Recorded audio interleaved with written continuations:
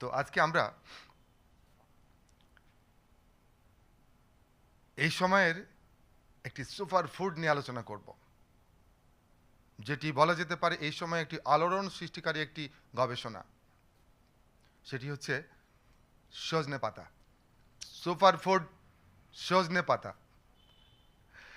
সজনে পাতার নাম তো আমরা ছোটকাল থেকেই শুনেছি, সজনে খেতে খেতে বড় হয়েছি, সজনে পাতার ভর্তা খেয়েছি, শাক খেয়েছি।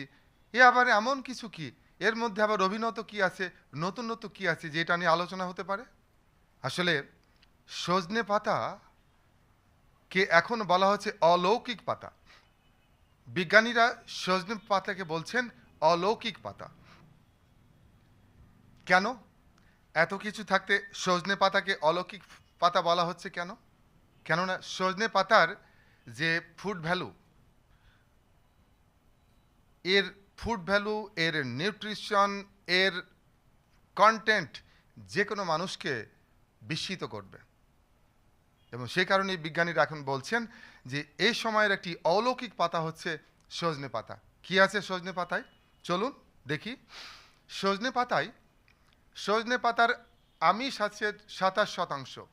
অর্থাৎ 1 কেজি সজনে পাতা যদি আপনি খান, তাহলে এর 27% মানে কত?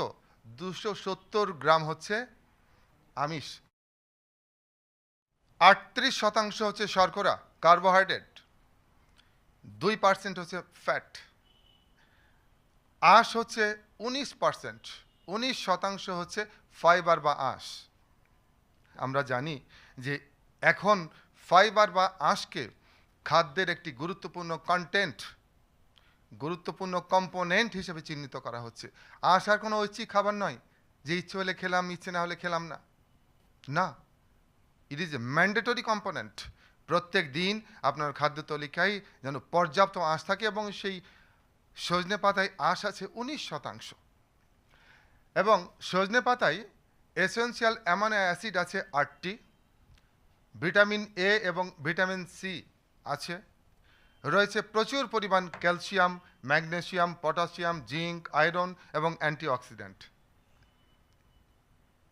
এতগুলো নিউট্রিয়েন্ট থাকার কারণে বিজ্ঞানীরা বলছেন যে সজনে পাতায় একটি হতে পারে, সেটি হচ্ছে দুধ, গরুর দুধ। বিজ্ঞানীরা বলছেন গরুর দুধের পুষ্টি এবং সজনে পাতার পুষ্টি অলমোস্ট কাছাকাছি।